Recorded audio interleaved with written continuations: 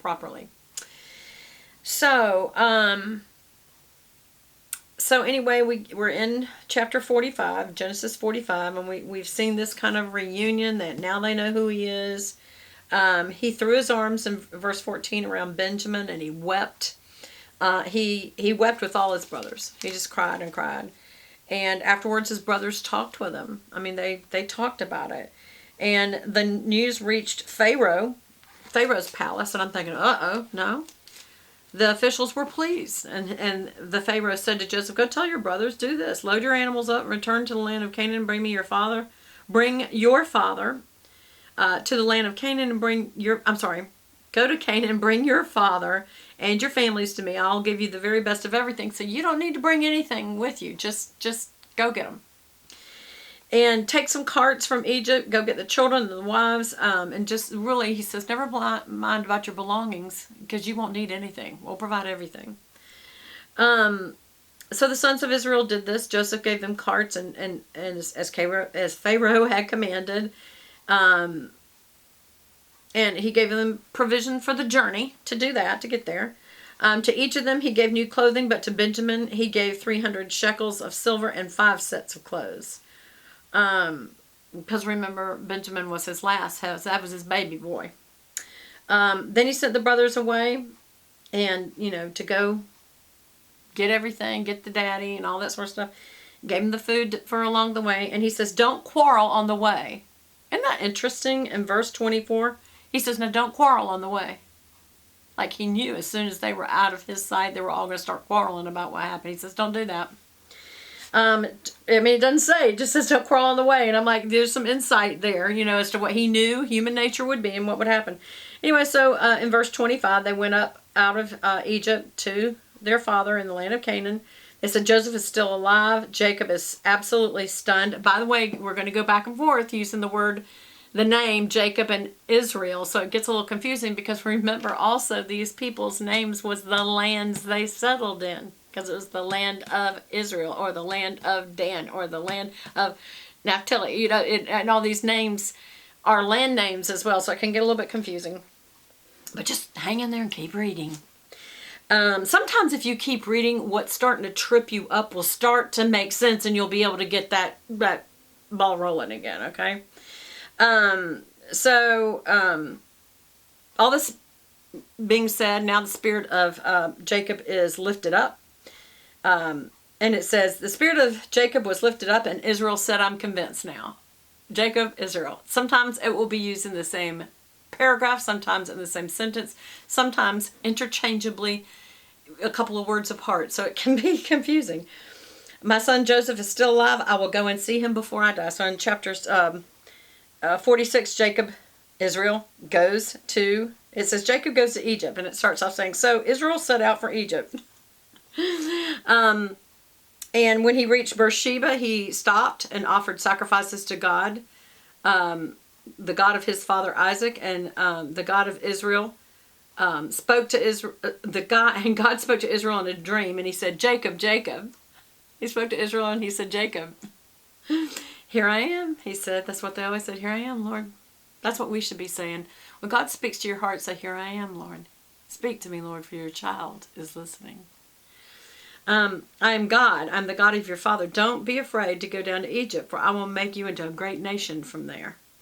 And Joseph's own hands will close your eyes. So that was a comfort to him that he was going to die, but that his Joseph was going to be reunited with him and would be the very person that would close his eyes as he went home to rest into God as he died.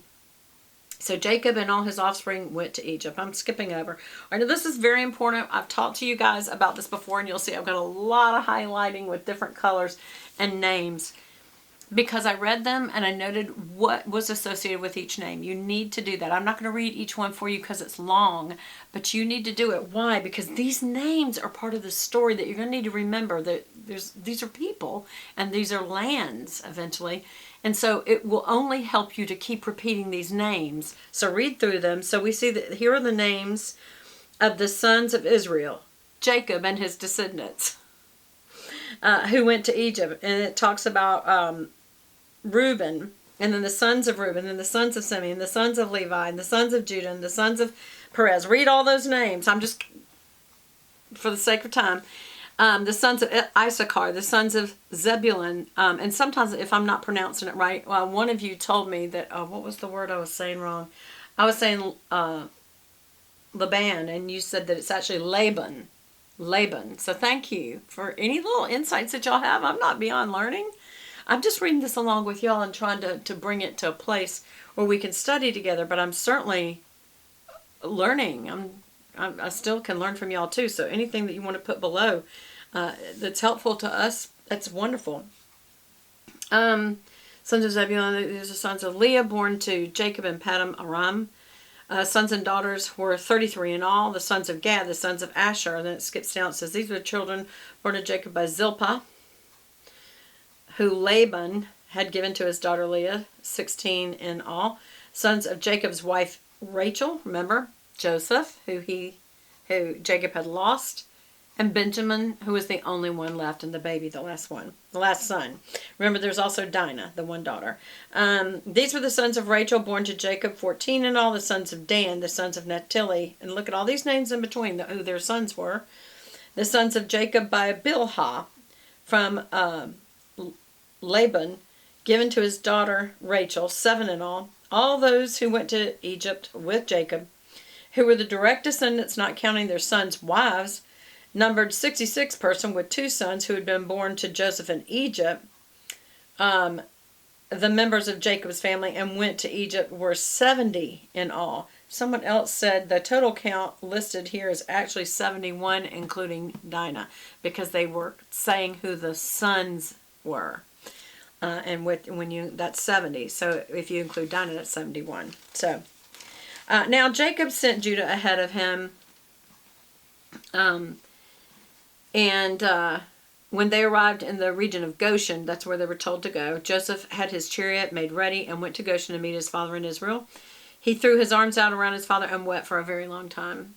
And Isaac said to Joseph, now I'm ready to die, because I've seen you for myself, and I'm like, I have peace now. I know you're actually alive and I can go. He knows he's dying this whole time. By the way, this is 3 more chapters of him dying and what all happened. It's important. When we talk about God, we call him the God of Abraham, Isaac, and Jacob, and it stops there. You don't keep talking about every other one like Joseph and going on. It's the God of Abraham, the God of Isaac, and the God of Israel, or Jacob.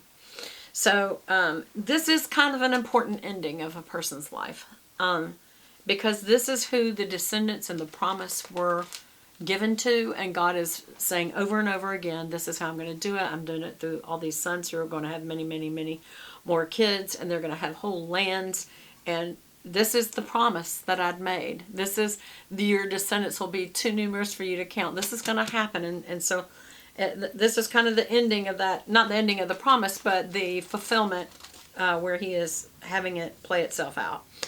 So Joseph says, I will go speak to the Pharaoh. And when the Pharaoh, he says, I will go up and speak to the Pharaoh, and I will say to him, my brothers are coming, they're men of shepherds. So when you talk to Pharaoh, when he asks, what's your occupation, you be sure and tell him that you tended livestock, and then you'll be allowed to settle in the region of Goshen, for all shepherds are detestable to the Egyptians. This will get interesting in the end. So now we're in chapter 47, and that very thing happens. The Pharaoh asks the brothers, what's your occupation? He says, we're all shepherds, just as our father was. In other words, they have a long line of shepherds. And because the famine is severe in Canaan, your servants' flocks have no pasture, so please let us settle in Goshen. And that was really important. That's where they wanted to be, because Goshen was very fertile land. It was also very politically sensitive. It was located very close to the border. And so Joseph felt like that the Pharaoh wouldn't object to them settling there. And he didn't. Did I get the right page? Sorry, sometimes these stick together. All right. Look at this. Almost every line is highlighted because the story is so important, but I'm going to try to skip through as much as I can. All right, so the Pharaoh says to Joseph, your father and brothers have come. Here they are. Settle with them. best part of the land, let them live in Goshen, and among them they'll have special ability, put them in charge of my, he says, find anyone in the clan of your people, if they have a special ability, put them in charge of my livestock. So he's like, while I'm doing this for you, make sure they're in charge of my special ones. And so Joseph brought his father Jacob in and presented him to Pharaoh. And Jacob blessed the Pharaoh. And he says, how old? And the Pharaoh asked him, how old are you? And he says, the years of my pilgrimage are 130. The first time I ever read that, I thought, that's what I'm going to start saying when someone says, how old are you, Beth? I'm going to say, the years of my pilgrimage are 62 years. The years of my pilgrimage. What does that imply? That's how many years you've been alive and on the pilgrimage. This is a pilgrimage. This is a temporary passing through. This is not where I'm staying. So I like that. My years have been few and difficult. Jacob blessed Pharaoh and he went out from his presence. And then Joseph in verse 11 settled his father and his brothers in Egypt. And you'll see this kind of repeating itself. It's kind of that account and a recount of the account of the story. And so he's providing food and everything that they need according to the numbers of their children, so they know how much each household needs. In other words, if you got a man, that's one thing, but if you've got a man and his wife and then 4 kids, then you know that you need enough for 6. So that's how they're figuring it out. It's just simple math. All right, then Joseph and the famine. So there was no food. The famine was really severe because both Egypt and Canaan had wasted away because of the famine. That means not necessarily the people, but the land had wasted away, and maybe some of the people too. So Joseph collected money that was to be collected up all the money that was to be found in Egypt and Canaan in payment for grain. And so when all the money was gone and people came and said, we're out of food, can you just give us food? Our money's gone. And he says, well, bring me your livestock and I will sell you food in exchange for your livestock since all your money's gone. This was always interesting to me because in exchange for, money or to get food, they brought horses, which you can ride, sheep and goats and